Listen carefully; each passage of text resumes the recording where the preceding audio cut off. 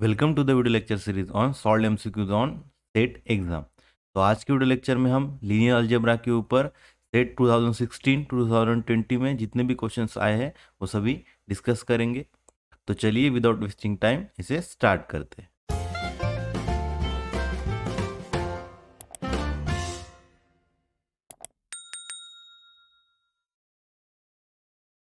So first we start with the set 2016 paper. First MCQ question is the eigen values of real symmetric matrix are। तो eigen values real symmetric matrix की क्या होती है? सारी रियल्स।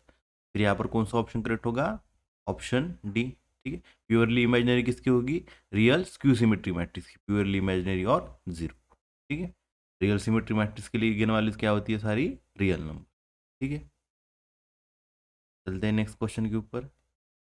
क्या है next question? देखिए, let W1 and W2 be the two subspace of the finite dimensional vector space V and let dimension of W1 plus dimension of W2 is greater than dimension of V। Then यहाँ पर देखिए हमारे पास W1 W2 subspace दिए है finite dimensional vector space V के, and sum of their dimension is greater than dimension of V दिया है। फिर पूछा है कि कौन सा ऑप्शन करेक्ट होगा। ठीक है, तो सम ऑफ द सबस्पेस क्या होता है? फिर सबस्पेस होता है हमारे पास अवेलेबल है result, dimension of W1 plus W2 is equal to dimension of W1 plus dimension of W2 minus dimension of W1 intersection W2।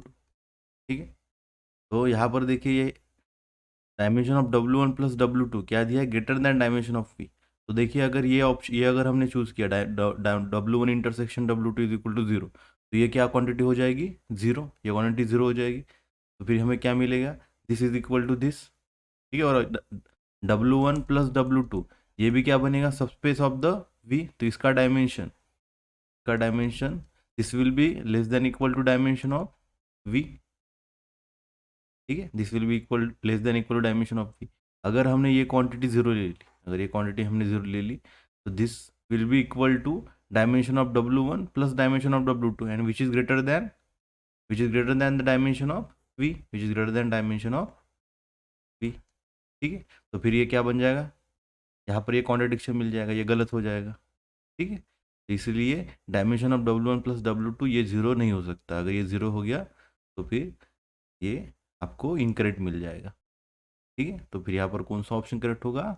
Option B, W1 intersection W2 is non zero. क्योंकि अगर वो zero हो गया तो देखिए यहाँ पर dimension of W1 plus W2 इसके इक्वल हो जाएगा, एंड वेन देन पर हमें पता है इसका dimension less than dimension of V होता है, because W1 plus W2 is subspace. ठीक है। तो ये थर्ड ऑप्शन ये तो ऐसे भी इनकरेक्ट है। अगर दो सबस्पेस का हम इंटरसेक्शन करेंगे तो एटलीस्ट जीरो हमेशा आता है, कम से कम। ठीक है। और यूनियन इज इक्वल टू सब टोटल स्पेस कब जब बनेगा? जब उसका डायरेक्ट सम हो, ये टोटल जनरेट करे तब। ठीक है। तो इनडायरेक्टली इसका भी मीनिंग होता है W1 intersection W2 is zero. फिर यहाँ पर कौन सा ऑप्शन करेक्ट होगा? Option B. तो चलते हैं नेक्स्ट क्वेश्चन के ऊपर। The dimension of the vector space M is equal to set of all matrices of dimension M cross n where Aij belongs to the complex number over the field R। ठीक है। तो dimension of vector space निकालना है हमें इस matrix space के set का। तो यहाँ पर देखिए मैट्रिसेस का डायमेंशन क्या है? M क्रॉस n, मतलब इस सेट का डायमेंशन क्या बन जाएगा? M into N. ठीक है। और यहाँ पर एंट्रीज कहाँ से आ रही है?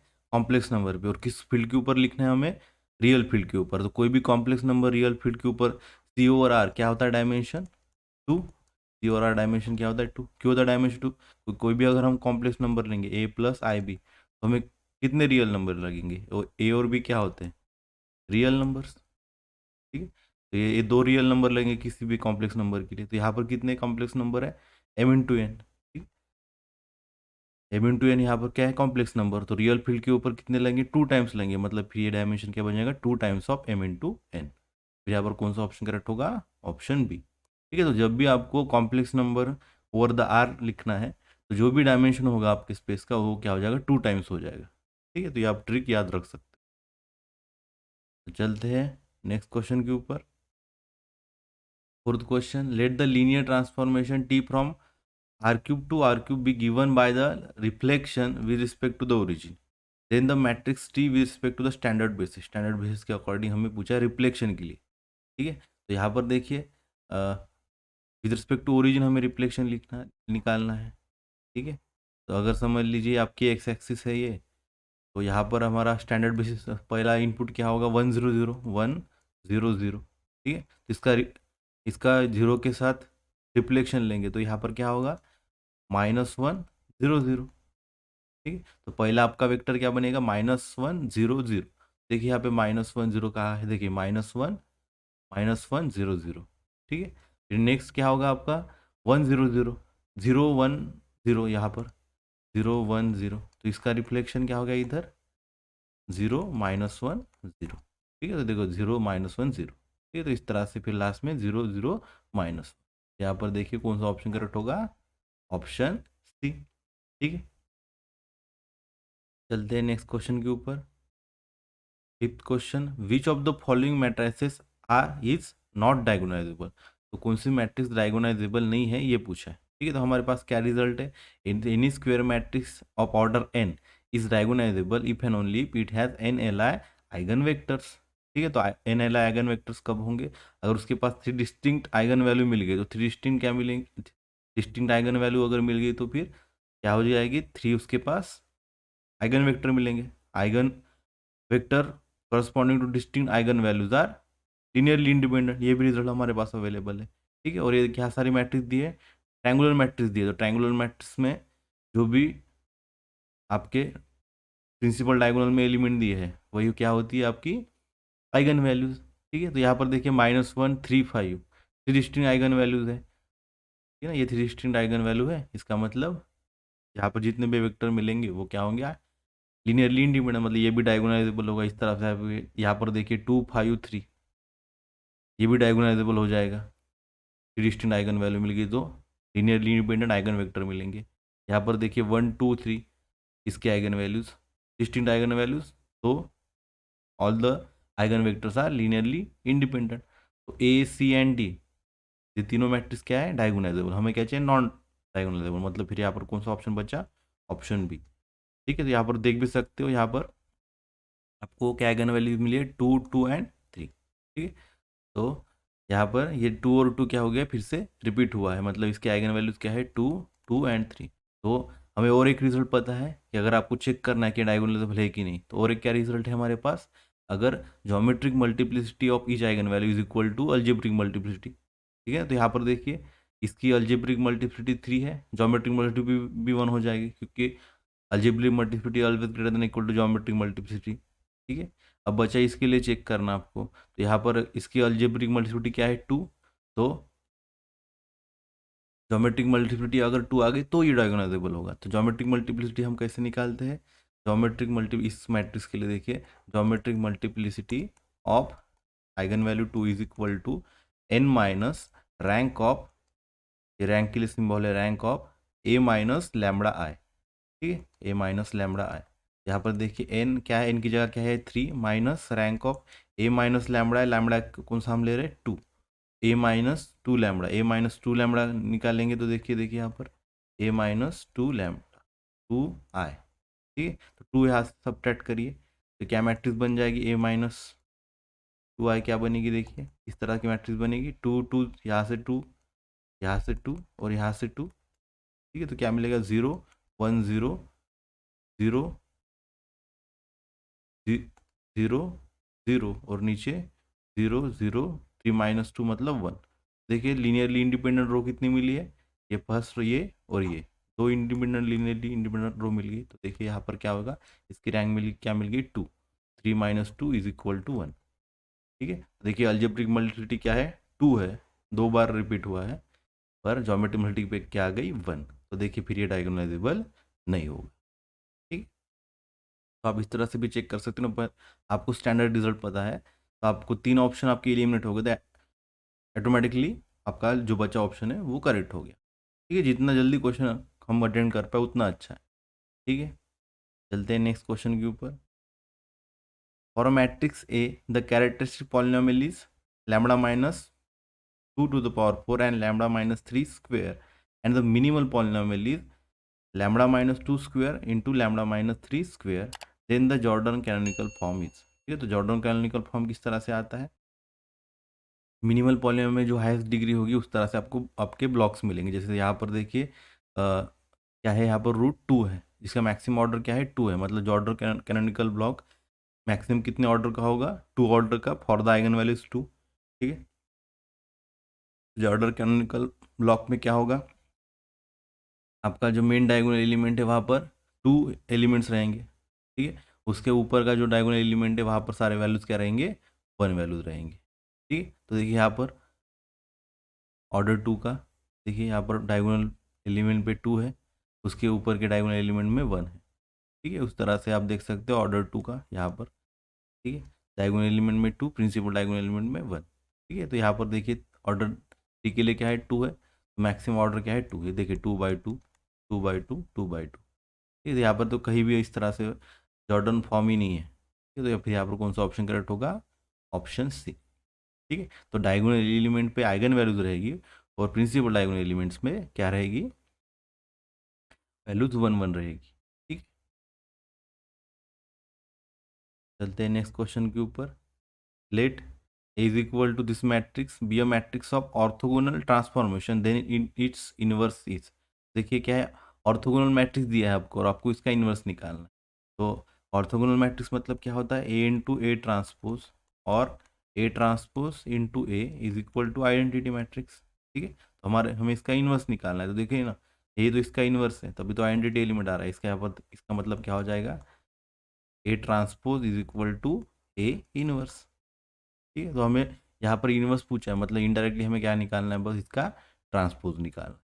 ठीक है, तो ट्रांसपोज रोज को कॉलम में आप शिफ्ट कर दीजिए, क्या हो जाएगा, कॉस, देखिए यहाँ पर पहला रो क्या है, कॉस थीटा साइन थीटा 0, तो देखिए कॉस थीटा साइन थीटा 0, और कहीं पे यहाँ पर नहीं है, तो देखिए फिर यहाँ पर कौन सा ऑप्शन करेक्ट होगा, ऑप्शन सी। ठीक है, फर्स्ट रो क्या बन गया, first column, second row second column, इस तरह। ठीक है, ये ऑर्थोगोनल मैट्रिक्स था, इसलिए इसका ट्रांसपोज निकालना मतलब इसका इन्वर्स निकालना है। ठीक है, चलते हैं नेक्स्ट क्वेश्चन के ऊपर। Suppose lambda is the eigen value of non singular square matrix. तो नॉन सिंगुलर स्क्वायर मैट्रिक्स दिया है, लैम्बडा इसके आइगन वैल्यूज है, इसका मतलब determinant of A is non zero. ठीक है, then the eigen values of adjoint of a पूछा है। ठीक है, तो डिटर्मिनेंट नॉन जीरो तो इनवर्स एग्जिस्ट करेगा, तो इनवर्स इससे निकालते हैं हम 1 by determinant of A into adjoint of a. ठीक है, अभी हमें क्या निकालना है, एडजॉइंट ऑफ ए की आइगन वैल्यू निकालनी है, मतलब एडजॉइंट ऑफ ए क्या होगा, यहाँ पर एडजॉइंट ऑफ ए की वैल्यू क्या होगी, ये इधर होगा मल्टीप्लाई, तो determinant of A into A inverse.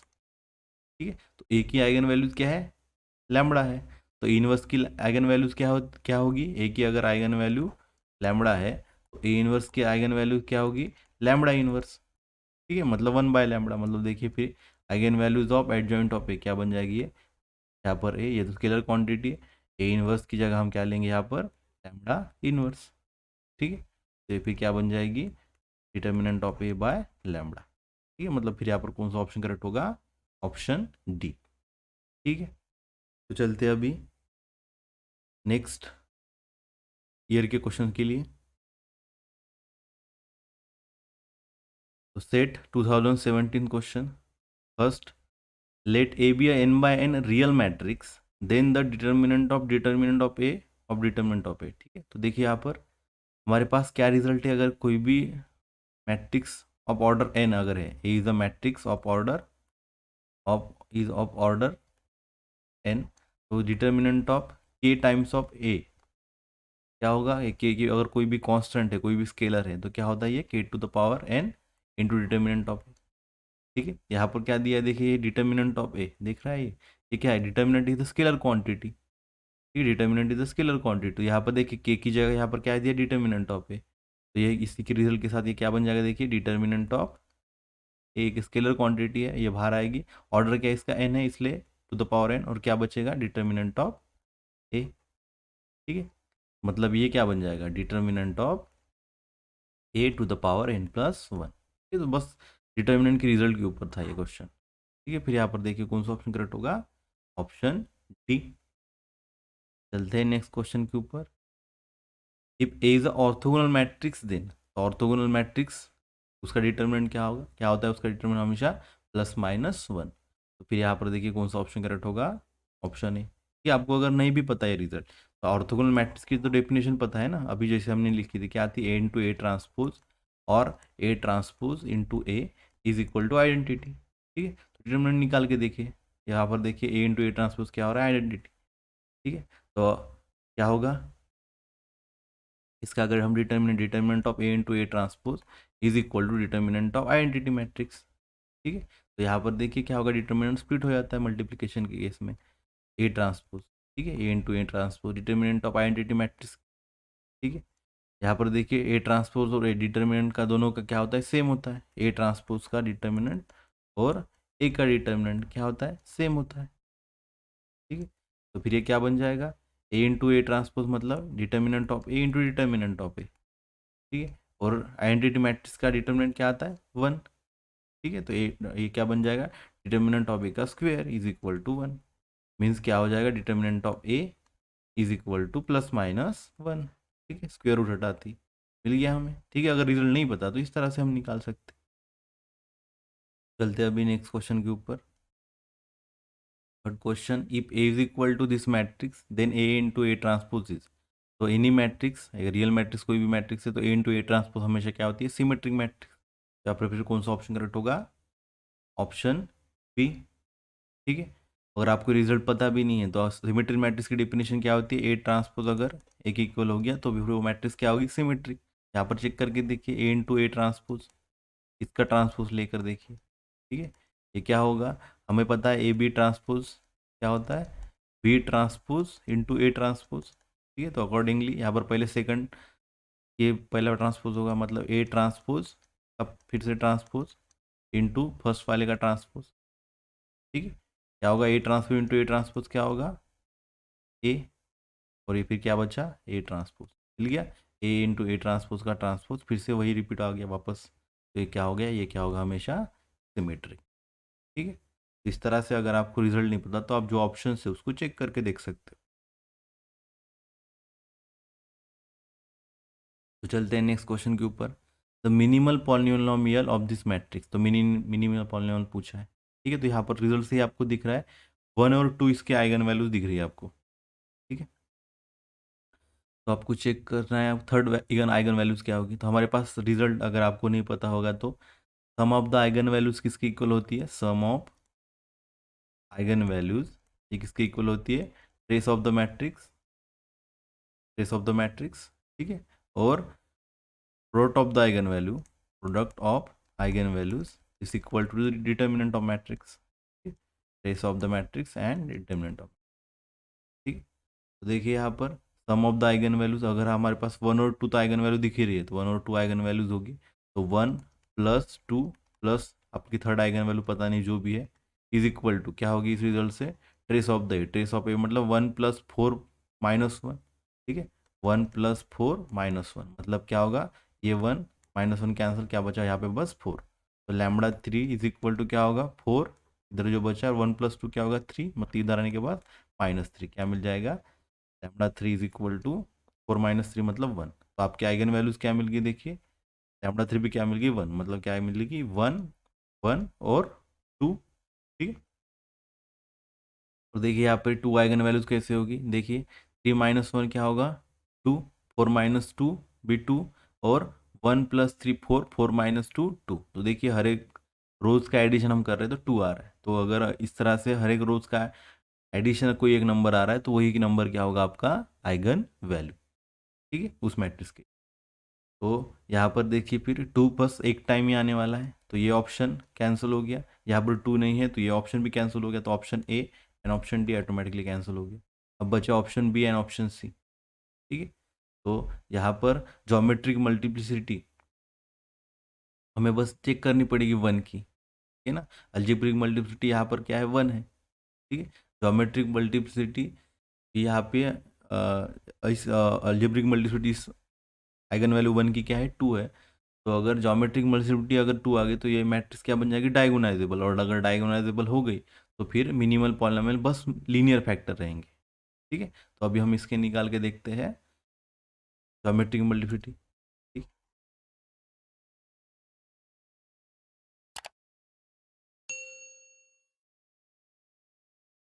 तो निकालते हैं geometric multiplicity of eigen value 1। तो अभी हमने निकाला, तो डायरेक्ट लिखता हूँ मैं एन की जगह 3 माइनस रैंक ऑफ कौन सी मैट्रिक्स, ए माइनस लैम्बडा आए मतलब 1 आए। ठीक है, तो 1 यहाँ से सब्ट्रैक्ट करना है बस। तो देखिए यहाँ पर 1 माइनस 1, यहाँ पर 0, 1 माइनस 1 यहाँ पर 3, 4 माइनस 1 मतलब 3, माइनस वन मतलब यहाँ पर माइनस। ठीक है, तो देखिए क्या मैट्रिक्स मिली हमें, 0 3 -2, 0 3 -2, 0 3 -2। ठीक है, देखिए यहाँ पर इस तीनों कॉलम आइडेंटिकल मिल गई, मतलब इसकी रैंक क्या मिलेगी, बस 1। ये इससे इसको सब्ट्रैक्ट करेंगे, इसको इससे सब्ट्रैक्ट करेंगे, देखिए ये दोनों तो कैंसिल हो गई। जब हम रो ट्रांसफॉर्मेशन करेंगे तो आइडेंटिकल मिल गई सारी, बस एक ही हमें मिल गई लीनियरली इंडिपेंडेंट वेक्टर, यही मिला एक ही। फिर इसकी रैंक क्या मिल गई, 1। ठीक है, तो इस इक्वल टू 3 - 1, मतलब क्या मिल गया, 2। ठीक है, तो algebraic multiplicity is 2 and geometric multiplicity also equal to 2। ठीक है, मतलब if algebraic multiplicity is equal to geometric multiplicity for each eigenvalue, तो दिस मैट्रिक इज डायगोनाइजेबल। तो डायगोनाइजेबल है तो मिनिमल पॉलिनोमियल में बस ओनली लीनियर फैक्टर रहेंगे। ठीक है, तो फिर ये ऑप्शन क्या हो जाएगा, incorrect. Linear factor λ-1, λ-2 corresponding to distinct eigen value. ठीक है, फिर यहाँ पर कौन सा ऑप्शन करेक्ट होगा, ऑप्शन सी। ठीक है, तो शॉर्टकट से देखिए इतनी जल्दी हो जाएगा।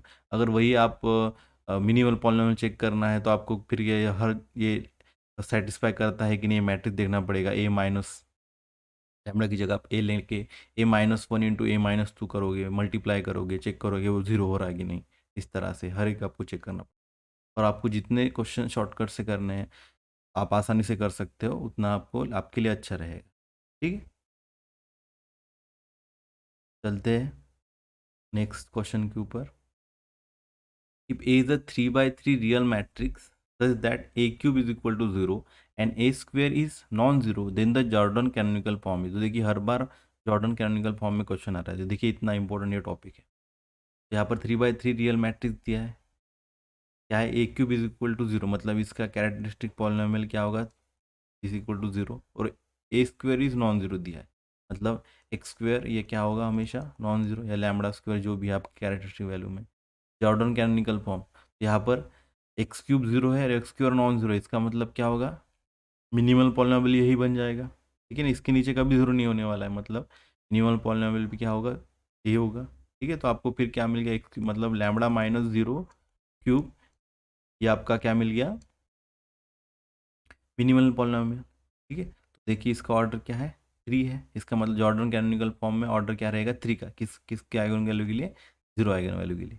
ठीक है, तो डायगोनल में 0 एलिमेंट और प्रिंसिपल डायगोनल एलिमेंट में क्या होंगे, 1 एलिमेंट। ठीक है, मतलब कि यहाँ पर देखिए कौन सा ऑप्शन करेक्ट होगा, ऑप्शन ए।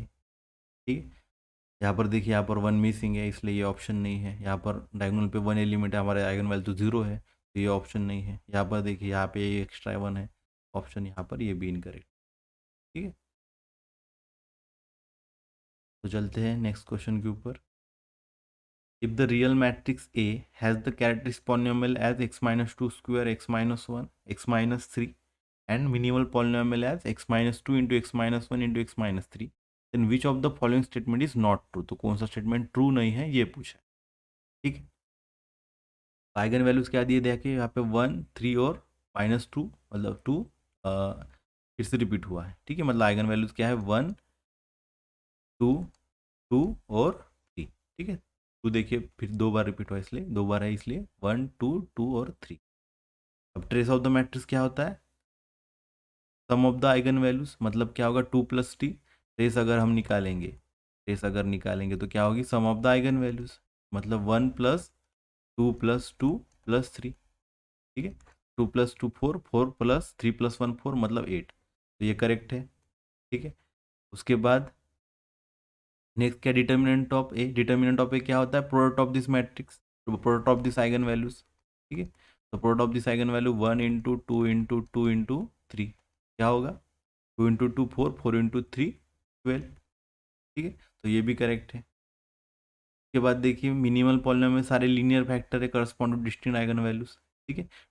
2 1 2 और 3 ये 3 आइगन वैल्यूज है, डिस्टिंक्ट आइगन वैल्यूज देखे तो देखिए तीनों के साथ लीनियर फैक्टर है, ठीक है। तो ये क्या बन जाएगा, डायगोनाइजेबल, तो ये भी करेक्ट है। तो फिर यहाँ पर कौन सा ऑप्शन इनकरेक्ट होगा, नॉट ट्रू होगा, कौन सा, option D, A is not diagonalisable, ठीक है। ये क्या है, इनकरेक्ट ऑप्शन है, यहाँ पे हमें इनकरेक्ट ऑप्शन ही चूज करना था, ठीक है। चलते हैं नेक्स्ट क्वेश्चन के ऊपर। If the characteristic polynomial is of this matrix A is x minus one square and x minus two square and the minimal polynomial is x minus one का square and x minus two, then the Jordan canonical form is, ठीक है। तो देखिए minimal polynomial हमें देखना है, इसका order क्या है 2, तो 1 के साथ क्या रहेगा, जॉर्डन कैनोनिकल ब्लॉक 2 ऑर्डर का, और 2 के साथ क्या है यहाँ पर ऑर्डर 1, ठीक है।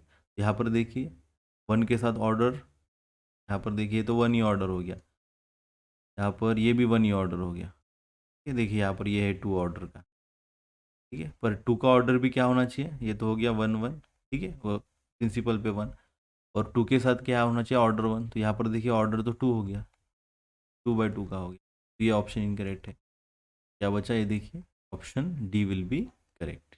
देखिए ऑर्डर 2 का और फिर ये ऑर्डर 1 का, ऑर्डर 1 का, ठीक है। तो इस तरह से हम जॉर्डन कैनोनिकल फॉर्म निकाल सकते हैं। देखिए यहाँ पे ऑर्डर 2/2 और फिर ये ऑर्डर 1, ऑर्डर 1, ठीक है। इस रिस्पेक्ट टू आइगन वैल्यू 2 के लिए ऑर्डर 1 है, और respect to eigen value 1 order क्या रहेगा 2, ठीक है।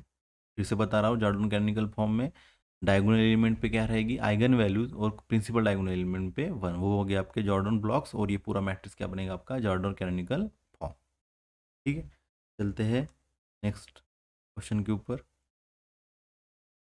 Late S is equal to x1 x2 x3 belongs to R R3 such that x1 plus x2 plus x3 is equal to 0, or t is equal to set of x1 x2 x3 such that x1 into x2 plus x3 is equal to 0, then which of the following statement is correct, कौन सा option correct है ये पूछा है, ठीक है। तो option में देखिए वेक्टर स्पेस के ऊपर क्वेश्चन है, ये डायमेंशन x और t का क्या वो है, वो हम चेक करना है, वो सब स्पेस है कि नहीं वो देखना है, ठीक है। देखिए यहाँ पर टपल क्या है, 3 टपल से, मतलब इसका डायमेंशन 3 है, उसके ऊपर रेस्ट्रिक्शन क्या है, एक रेस्ट्रिक्शन है, लीनियरली होमोजेनियस, एक ही रेस्ट्रिक्शन यहाँ पर है, होमोजेनियस कंडीशन एक ही दी है, ठीक है। तो मतलब इसका डायमेंशन क्या बन जाएगा, ये तो सबस्पेस बनेगा, यहाँ पर ये सबस्पेस बनेगा कि देखिए नहीं बनेगा ये सबस्पेस, देखिए यहाँ पे प्रोडक्ट आ गया, ठीक है। तो ये लीनियरिटी को सेटिस्फाई नहीं करेगा, तो यहाँ पर वेक्टर स्पेस में ये हमेशा वेक्टर स्पेस नहीं बनेगा, ठीक है।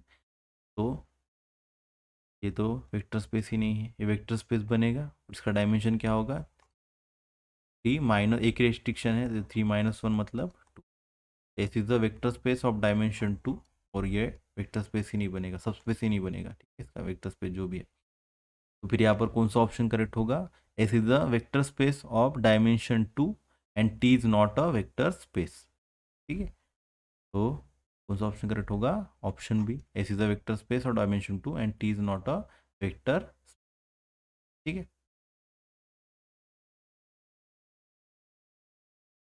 चलते हैं नेक्स्ट क्वेश्चन के ऊपर। Let T from R3 to R2 be defined as this matrix T of x y z is equal to minus x plus y and 2x plus y minus z. Then the matrix representation of T with respect to the standard basis. ठीक है, with standard basis पूछा है। सबसे पहले यहाँ पर देखिए कहाँ से कहा जा रहा है, 3 R3 to R2, मतलब डायमेंशन क्या रहेगा आपके मैट्रिक्स का 2/3, ठीक है ना। RM to RN अगर जा रहा है तो उसका उल्टा आपको यहाँ पर क्या मिलेगा, डायमेंशन मिलेगा मैट्रिक्स, मतलब डायमेंशन क्या मिलेगा आपके मैट्रिक्स का 2/3, ठीक है, 2/3। देखिए 2 rows and 3 columns, 2 rows and 3 columns, तो ऑप्शन बी और सी में, इसका मतलब option a option d are incorrect, ठीक है, डायरेक्टली इनकरेक्ट हो गया। उसके बाद हमें ये देखना है, देखिए यहाँ पर क्या है -x y, मतलब -1 और 1, तो जेड की जाएगी 0, तो -1 1 0 दिख रहा है आपको। नेक्स्ट क्या है 2, कोएफिशिएंट देखिए बस यहाँ पर 2 1 और -1, 2 1 और -1, तो मिल गया आपको ऑप्शन ये करेक्ट। इस तरह से आप शॉर्ट कर सकते हो क्योंकि स्टैंडर्ड बेस के अकॉर्डिंग पूछा है, तो ठीक है। चलते हैं नेक्स्ट क्वेश्चन के ऊपर। Let T from R4 to R4 have a characteristic polynomial x - 5 cube and x - 6 if T is a diagonalisable then, ठीक है, तो कैरेक्टरिस्टिक पॉलिनोमियल ये है, टी डायगोनाइजेबल दिया है, इसका मतलब करस्पॉन्डिंग दो ही आइगन वैल्यूज है यहाँ पर, डिस्टिंक्ट आइगन वैल्यूज, तो corresponding distinct eigen values, minimal polynomial जो रहेगा आपका, उसके अंदर क्या फैक्टर रहेंगे, बस x minus linear factor x-5 और x-6, ठीक है। देखिए मिनिमल पॉलिनोमियल क्वेश्चन पूछा, तो ये भी ऑप्शन इनकरेक्ट, ये भी ऑप्शन इनकरेक्ट, क्योंकि यहाँ पे डायगोनाइजेबल दिया है, ठीक है। अब देखिए यहाँ पर dimension of kernel of t-5 है पूछा है, ठीक है, तो हमें ज्योमेट्रिक मल्टीप्लिसिटी क्या क्या होगी, इसकी अलजेब्रिक मल्टीप्लिसिटी अभी तक 3 है, तो ज्योमेट्रिक मल्टीप्लिसिटी भी क्या होगी, 3 होगी, क्योंकि ये डायगोनाइजेबल है, ठीक है। तो यहाँ पर फिर कौन सा ऑप्शन करेक्ट होगा, देखिए ऑप्शन बी, ठीक है। यही जो हम dimension of kernel of this, यही तो हम निकाल रहे थे ना, n माइनस रैंक ऑफ, यहाँ पर देखिए a माइनस लैम्बडा, यही निकाल रहे थे ना, a minus lambda geometric multiplicity के केस में, ठीक है, मतलब वही क्या है आपका कर्नल, रैंक प्लस नलिटी के केस में यही क्या हो जाएगा, is equal to the dimension of kernel of A minus lambda है, यही तो होगा ना, ठीक है। तो यहाँ पर फिर कौन सा ऑप्शन करेक्ट होगा, ऑप्शन 3 क्यों आया है, क्योंकि इसकी अलजेब्रिक मल्टीप्लिसिटी 3 है, तो ज्योमेट्रिक मल्टीप्लिसिटी क्या होगी, 3 होगी, क्योंकि ये डायगोनाइजेबल है। तो चलते हैं नेक्स्ट क्वेश्चन के ऊपर। Let u and v be the vectors in the inner product space such that the norm of u plus v is equal to 8, norm of u minus v is equal to 6 and norm of u is equal to 7, then norm of v is equal, ठीक। तो हमारे पास क्या simple result है, norm of u plus v का square क्या होगा, norm of u square plus norm of v square और plus 2 times of norm of u और नॉर्म ऑफ v। इसी तरह से सब्ट्रैक्शन के केस में u minus v norm square is equal to क्या होगा, norm of u square plus norm of v square minus 2 times of norm of u and norm of v, ठीक है।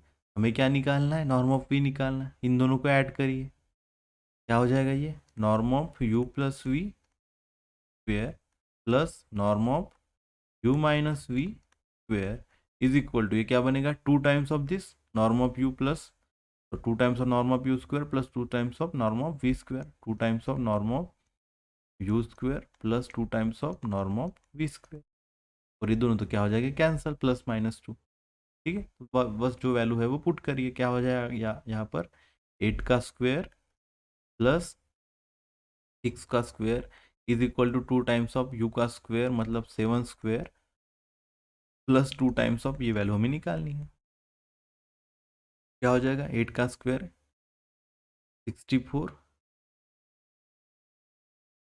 6 का स्क्वायर 36, 2 इंटू 7 का square 49 plus 2 times of norm of v square, ठीक है। तो ये क्या बनेगा, तो 4 प्लस 36 क्या बनेगा, ये बनेगा 100 इज इक्वल टू 2 इंटू 49 मतलब क्या मिलेगा ये 98 plus 2 times of norm of v square, ठीक है। तो 98 उधर आएगा तो क्या होगा 100 माइनस 98, तो इसको हम अच्छे से लिखते हैं, तो norm of v square is equal to 100 minus 98 मतलब 2, ठीक है। तो ये 2 कैंसल, क्या मिल जाएगा, norm of v square is equal to 1 मतलब norm of v is equal to 1, ठीक। यहाँ पर देखिए कौन सा ऑप्शन करेक्ट होगा, ऑप्शन बी, ठीक है।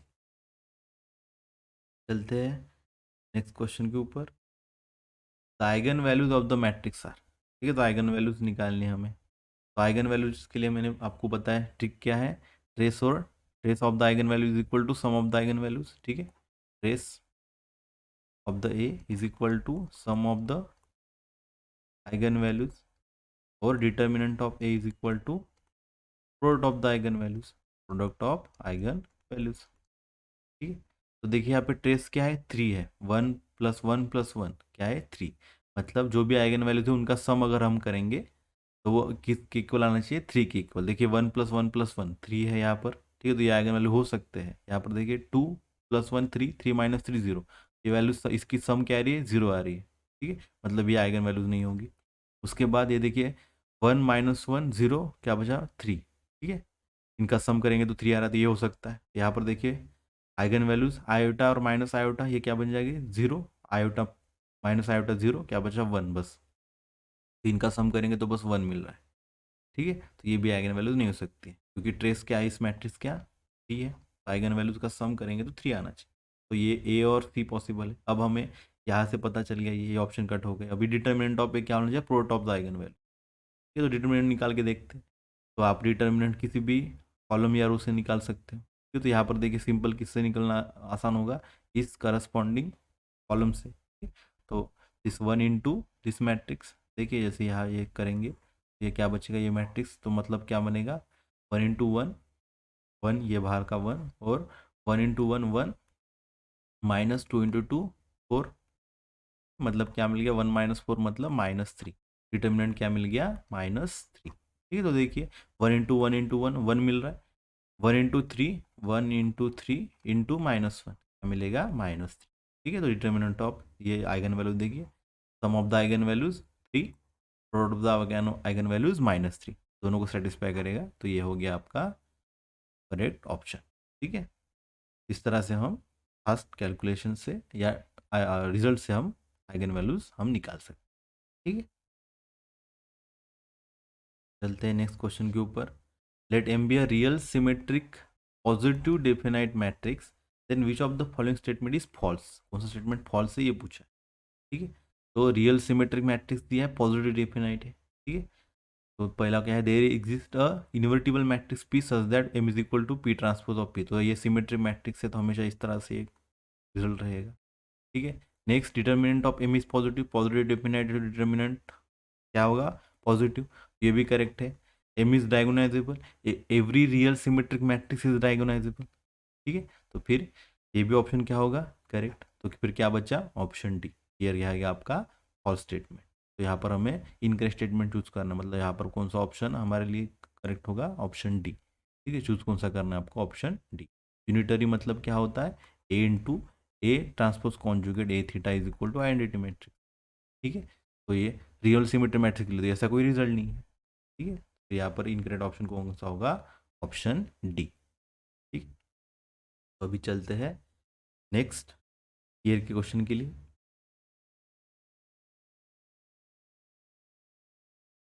तो देखिए सेट 2018 पहला question, let V denotes the vector space of n by n real matrix having the zero trace, then the dimension of V is। देखिए डायमेंशन ऑफ V यहाँ पर देखिए क्या है, vector space n cross n मतलब m into N, मतलब m into N होगा dimension का, यहाँ पे n इंटू एन है तो क्या होगा n स्क्वेयर। ठीक है, क्या है जीरो ट्रेस, मतलब क्या होगा डायगोनल एलिमेंट की एडिशन क्या होगी जीरो, मतलब a11 plus a22 plus a33 इस तरह से ann is equal to zero. ठीक, डायगोनल का सम वही होगा आपका ट्रेस। तो एक ही आपको यहाँ पर क्या क्या दिए कंडीशन। ठीक है, तो एक ही रेस्ट्रिक्शन आया है, तो क्या होगा इसका डायमेंशन फिर एन स्क्वेयर -1। ठीक है, तो फिर यहाँ पर देखिए कौन सा ऑप्शन करेक्ट होगा, एन स्क्वेयर -1, ऑप्शन बी। ठीक है, next, let V denotes the vector space of n by n real skew symmetric matrices, then the dimension of V. ठीक है, तो स्क्यू सिमेट्रिक मैट्रिक्स का डायमेंशन क्या होता है n into n minus one by two. ठीक है, तो फिर यहाँ पर कौन सा ऑप्शन करेक्ट होगा, option D. n into n plus one by to किसके लिए होता है, सिमेट्रिक मैट्रिक्स के लिए। स्क्यू सिमेट्रिक मैट्रिक्स के लिए डायमेंशन क्या होता है n into n minus one by. ठीक है, तो अगर आपको रिजल्ट नहीं भी पता तो स्क्यू सिमेट्रिक मैट्रिक्स के लिए देखिए, आपको अगर सिमेट्रिक मैट्रिक्स के लिए कैसे इसी किस तरह से निकलता है डायमेंशन। देखिए यहाँ पर सिमेट्रिक मैट्रिक्स जो होता है, यहाँ पर करस्पॉन्डिंग डायगोनल एंट्रीज में कोई भी वैल्यू हो सकती है। ठीक है, और करस्पॉन्डिंग वैल्यूज क्या होती है, सिमेट्रिक मैट्रिक्स में क्या होता है a transpose is equal to a, तो करस्पॉन्डिंग वैल्यूज क्या होगी रोज और कॉलम में इक्वल होती जाएगी। जैसे यहाँ पर अगर ए है तो यहाँ पर भी ए होगा, यहाँ पर अगर बी है यहाँ पर बी होगा। ठीक है, इस तरह से corresponding row is equal to corresponding column. ठीक है, इस तरह से ये हर एक एंट्री सेम रहेगी नीचे की। ठीक है, तो यहाँ पर डायगोनल पे कितनी एंट्री मिलेगी आपको n, उसके बाद n-1, उसके बाद n-2। ठीक है, लास्ट में क्या बचेगा 1। तो देखिए कितनी एंट्रीज लगेंगी हमें, इन इतनी सब जो इतनी ऊपर लगने वाली है नॉन ट्रिवियल एंट्रीज।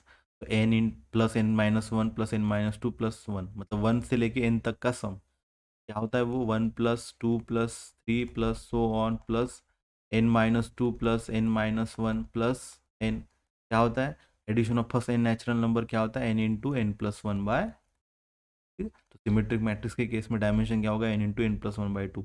यहाँ पे क्या बिचा है skew symmetric matrix. Skew symmetric matrix के केस में यहाँ पर डायगोनल एंट्रीज क्या हो जाती है 0। तो देखिए n वैल्यूज क्या हो जाएगी कम हो जाएगी, तो यहाँ से आप n सबट्रैक्ट करोगे फॉर स्क्यू सिमेट्रिक मैट्रिक्स, तो वो क्या मिल जाएगी n×n-1/2, ठीक है। तो ये होगा आपका करेक्ट ऑप्शन। अगर आपको रिजल्ट अगर डायरेक्टली पता है तो इतना आपको देखने की जरूरत नहीं। सिमेट्रिक मैट्रिक्स के लिए n×n+1/2, क्यू सिमेट्रिक मैट्रिक्स के लिए n×n-1/2। ये किस तरह से आया है मैंने आपको ये बस उसका आइडिया दे दिया, ठीक है। तो अभी चलते हैं नेक्स्ट क्वेश्चन के ऊपर। If the characteristic equation of the matrix A is same as the minimal polynomial which reads as x-1³ and x-4, then the Jordan canonical form of A is, ठीक है। तो देखिए यहाँ पर इसका ऑर्डर क्या है 3, मतलब जॉर्डन ब्लॉक ऑर्डर का बनेगा 3 ऑर्डर का फॉर द आइगन वैल्यूज 1, मतलब यहाँ पर देखिए 1 1 1, ठीक है। और बाकी डायगोनल एंट्रीज पे 1 1 और बाकी ये 0 0 0 हो गया, ठीक है। ये पहला ब्लॉक बनेगा, उसके बाद 4 के साथ एक सिंगल ब्लॉक बनेगा। देखिए यहाँ पर कहाँ पर अवेलेबल है, तो ये देखिए ब्लॉक ऑर्डर 2 का होगा, तो ये इनकरेक्ट। यहाँ पर देखिए 1 1 1 3 कंटिन्यू आ गई, ये देखिए यहाँ पर ये ब्लॉक बन गया 3 ऑर्डर का, और 4 के साथ ऑर्डर क्या है 1, ठीक है। तो फिर यहाँ पर ये बन जाएगा आपका करेक्ट ऑप्शन। यहाँ पर फिर से देखिए ब्लॉक 2 ऑर्डर का है, यहाँ पर भी ब्लॉक 2 ऑर्डर का है, करेक्ट। ये चलते हैं नेक्स्ट क्वेश्चन के ऊपर। If A is equal to this matrix then the rank of the matrix is, ठीक है। तो देखिए रियल मैट्रिक्स है, तो रियल मैट्रिक्स के लिए rank of the real matrix, rank of A for any real matrix, rank of A is equal to rank of A into A transpose matrix, ठीक है। तो हमें ए इंटू ए ट्रांसपोज नहीं निकालने की कोई ज़रूरत नहीं, इसका रैंक किसके इक्वल होगा रैंक ऑफ ए के इक्वल होगा, ठीक है।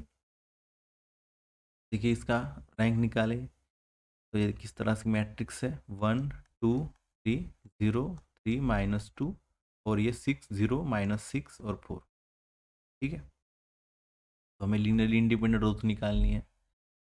यहाँ पर देखिए हम लास्ट रो में -2 से अगर डिवाइड करें, -2 से डिवाइड करें तो -6 बाय -2 क्या हो जाएगा, माइनस माइनस कैंसल, और ये क्या बन जाएगा 3, और 4 बाय -2 क्या बन जाएगा -2, ठीक है। देखिए यहाँ पर हमने -2 से डिवाइड किया है हर एक रो के लिए, ठीक है। तो -6 बाय -2 क्या हो जाएगा 3, 4 बाय -2 क्या हो जाएगा -2। तो देखिए ये दो रोज आइडेंटिकल मिल गई, ठीक है। तो बस अब लीनियरली इंडिपेंडेंट रो कितनी बची, दिस एंड दिस, ये तो इसी के इक्वल हो गया ना, ये लीनियरली इंडिपेंडेंट नहीं है, तो बस 2 ही रो मिली, मतलब रैंक क्या होगा 2, ठीक है। इस तरह से आप फास्ट देख सकते हैं, ठीक है। तो अभी चलते हैं नेक्स्ट क्वेश्चन के ऊपर। If T transform of x1 x2 is equal to -x2 x1, then the matrix representation of t in the order basis 1 1 and 1 -1, order basis के अकॉर्डिंग ये पूछा है हमें, ठीक है। देखिए इसको हम कैसे निकालेंगे, ऑर्डर बेसिस से निकालना तो हम डायरेक्ट वही से निकाल लेते हैं, ठीक है। तो अभी यहाँ पे ऑर्डर बेसिस क्या दिया है 1 1 और 1 -1, ठीक है। तो ये हमने यहाँ पर ये रोज में ले ली, यहाँ पर कॉलम्स में देखिए आपको पहली एंट्री क्या लेनी है 1 1 1 का आउटपुट, और सेकंड क्या 1 -1 का आउटपुट।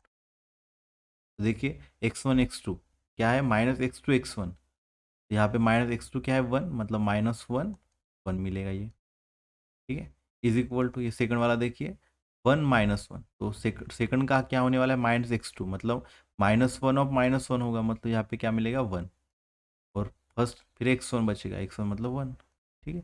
ये मिल गया 1 1, ठीक है। तो देखिए यहाँ पे करस्पॉन्डिंग क्या यहाँ पर कोएफिशिएंट मिलने वाला है, इसके लीनियर कॉम्बिनेशन में हमें लिखना है, तो -1 1, ठीक है। तो 1 1 ये वैल्यू तो हमें नहीं चाहिए, तो ये 0 -1 1, यहाँ पर क्या है 1 -1, मतलब क्या हो गया लेना पड़ेगा यहाँ पे -1 टाइम दिस, ठीक है। देखिए 0 times of this plus -1 times of this क्या मिल जाएगा -1 1 मिलेगा कि नहीं, ठीक है। देखिए यहाँ पे माइनस मल्टीप्लाई करते ही ये क्या हो जाएगा -1 और माइनस माइनस +1, तो मिल जाएगा -1 1, ठीक है। सेकंड में देखिए 1 1 के साथ क्या कोएफिशिएंट मिलेगा 1, और इसके साथ कोएफिशिएंट 0। ठीक है, तो इनका लीनियर कॉम्बिनेशन में क्या कोएफिशिएंट रहेगा 1 और 0। ठीक है, तो देखिए यहाँ पर कौन सा मैट्रिक्स मिलेगा हमें, ऑप्शन।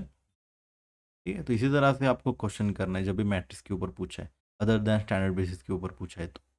ठीक है, चलते हैं नेक्स्ट क्वेश्चन के ऊपर। If P is a 3 by 3 matrix of rank 3 and A is this matrix, then the rank of P is।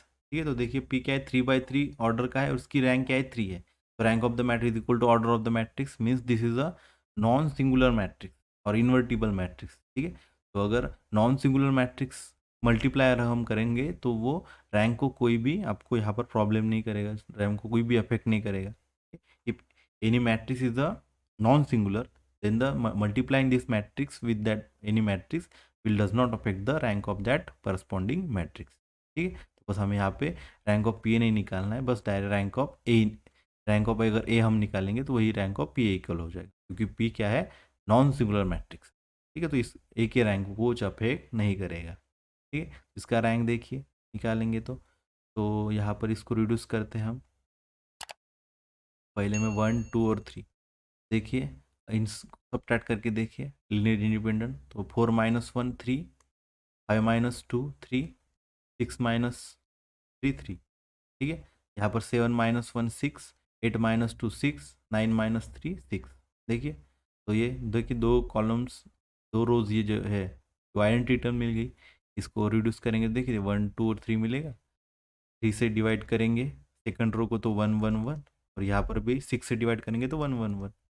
ठीक है, देखिए तो ये दोनों क्या मिल गई, आइडेंटिकल मिल गई। बस लिनियरली इंडिपेंडेंट कौन सी मिली है, बस पहला रो और सेकंड रो। और इसको अगर हम कैनोनिकल फॉर्म में करेंगे तो ये 1 2 3 बनेगा, इसको सब्ट्रैक्ट करेंगे तो नीचे सारा जीरो बन जाएगा। ये जिस रो को इस रो से अगर सब्ट्रैक्ट करेंगे तो नीचे सारा जीरो हो जाएगा।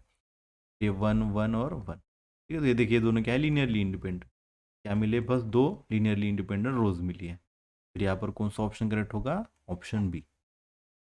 तो बस लीनियरली इंडिपेंडेंट रो देखने हैं। अब अभी तक आपने जो बुक्स में पढ़ा होगा उसमें आपने वो इस तरह नॉन जीरो रोज आप देखते थे, उसको आप कैनोनिकल फॉर्म में कन्वर्ट करते थे, रिड्यूस फॉर्म में कन्वर्ट। भी आपको शॉर्टकट से करना है। ठीक है, तो चलते हैं नेक्स्ट क्वेश्चन के ऊपर। तो if A is a 2 by 2 real matrix with the trace 0 and determinant 1, then the eigen values of A are. ठीक है, तो आइगन वैल्यूज पूछिए, तो आइगन वैल्यूज के केस में हमारे पास ट्रेस और डिटरमिनेंट के साथ क्या रिलेशन है, trace is equal to the sum of the eigen values. अगर लैम्बडा 1 और लैम्बडा 2 अगर आइगन वैल्यूज है तो sum of the eigen values क्या होगी, lambda 1 plus lambda 2 is equal to trace of the matrix. Trace क्या है यहाँ पर 0, और product of the eigen values lambda 1 into lambda 2 क्या होगा, डिटर्मिनेंट यहाँ पर क्या है 1। ठीक है, तो देखिए lambda 1 plus lambda 2 is equal to 0, मतलब क्या मिल गया, lambda 1 is equal to minus of lambda 2। ठीक है, तो लैम्बडा 1 की वैल्यू यहाँ पर पुट करिए माइनस लैम्बडा 2। देखिए यहाँ पर क्या होगा, ये माइनस लैम्बडा 2 लैम्बडा 1 की जगह और इंटू लैम्बडा 2। ठीक है, क्या मिल गया ये 1। लैम्बडा 2 इंटू लैम्बडा 2 क्या बन जाएगा, लैम्बडा 2 का स्क्वायर, और ये माइनस साइन उधर चली गई तो क्या हो गया -1। Lambda 2 square is equal to -1, मतलब लैम्बडा 2 की वैल्यू क्या मिल गई, प्लस माइनस आयोटा। ठीक है ना, स्क्वायर रूट ऑफ -1 यहाँ पे निकालेंगे तो क्या आ जाएगी, आयोटा प्लस माइनस आयोटा। ठीक है, मतलब क्या मिल गई, प्योरली इमेजनरी। तो फिर यहाँ पर कौन सा ऑप्शन करेक्ट होगा, ऑप्शन डी। ठीक है,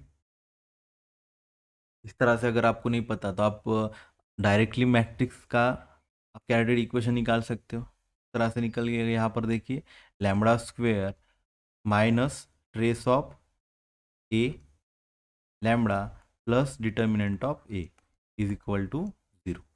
ठीक है, इसी शॉर्टकट से निकलेगा। ठीक है, तो lambda square minus trace of ए क्या है 0, तो अब क्या दिया देखिए 0 0 लैम्बडा प्लस डिटर्मिनेंट ऑफ ए क्या दिया है 1 इक्वल टू 0। मतलब क्या मिल गया हमें character equation, lambda square plus 1 is equal to 0, मतलब lambda square is equal to -1 means lambda is equal to plus minus iota. ठीक है, देखिए फिर क्या मिल जाएगा, प्योरली इमेजिनरी। तो इधर आप इस शॉर्टकट से कर सकते हो, नहीं तो ये तो शॉर्टकट आपको पता ही है सम एंड डिटर्मिनेंट और ट्रेस के केस में। ठीक है, चलते हैं नेक्स्ट क्वेश्चन के ऊपर। तो let R4 of T be a vector space of polynomial with degree less than equal to 4. Find the matrix of linear operator f of T respect to the standard basis 1t t square t cube and t to the power 4। तो इस standard basis के accordingly हमें यहाँ पर क्या निकालना है, इसका मैट्रिक्स निकालना है। ठीक है, तो जिस तरह से हमने पिछला क्वेश्चन किया था उसी तरह से करते हैं मैट्रिक्स के लिए। जब हमने क्वेश्चन किया था यहाँ पर स्टैंडर्ड बेसिस हम लिखेंगे row wise 1t t square t cube और t टू द पावर 4। ठीक है, तो पहला बेसिस है, यहाँ पर हम इनपुट डालेंगे तो जो आउटपुट मिलेगा वो अकॉर्डिंगली हमें वहाँ पे उसका क्वेश्चन देखना है। तो 1 पुट करेंगे तो क्या मिलेगा, 1 - 1 बाय t की जगह 1। ठीक है, तो ये क्या मिल जाएगा, 1 - 1 मतलब 0। ठीक है, तो यहाँ पर आपका आउटपुट क्या मिल गया, 0। मतलब ये पूरी एंट्रीज क्या मिल जाएगी, 0 0 0 कोएफिशिएंट। ठीक है, देखिए पहला कॉलम कहाँ पे 0 है, देखिए ऑप्शन बी। अब इसी तरह से F of T is equal to, अगर आपका टी है तो टी के केस में क्या होगा, यहाँ पर एफ ऑफ टी मतलब टी माइनस टी की जगह 0, एफ ऑफ 0 मतलब टी ऑफ 0 मतलब क्या होगा 0, और नीचे क्या रहेगा टी, तो टी बाई टी क्या मिल जाएगा 1। ठीक है, तो यहाँ पे आउटपुट फिर सेकंड आउटपुट क्या मिलेगा 1, तो यहाँ पर देखिए 1, यहाँ पर मिल जाएगा, बाकी सब 0। ठीक है, उसी तरह से नेक्स्ट करोगे टी स्क्वेयर, तो ये क्या होगा टी स्क्वेयर माइनस 0 मतलब बचे ऊपर टी स्क्वेयर और नीचे बाय टी मतलब टी स्क्वेयर बाय टी क्या मिल जाएगा टी, मतलब देखिए यहाँ पर आएगा टी, मतलब ये 1 के साथ 0 और टी के टाइम में 1। ठीक है, बाकी जगह 0, देख सकते हो। इसी तरह से ये फिर ये 1 1 इस तरह से चलता जाएगा। तो ये मिल गया आपको, option B is the correct answer. ठीक है, तो इस तरह से आप जल्दी कर सकते हो। चलते हैं नेक्स्ट क्वेश्चन के ऊपर।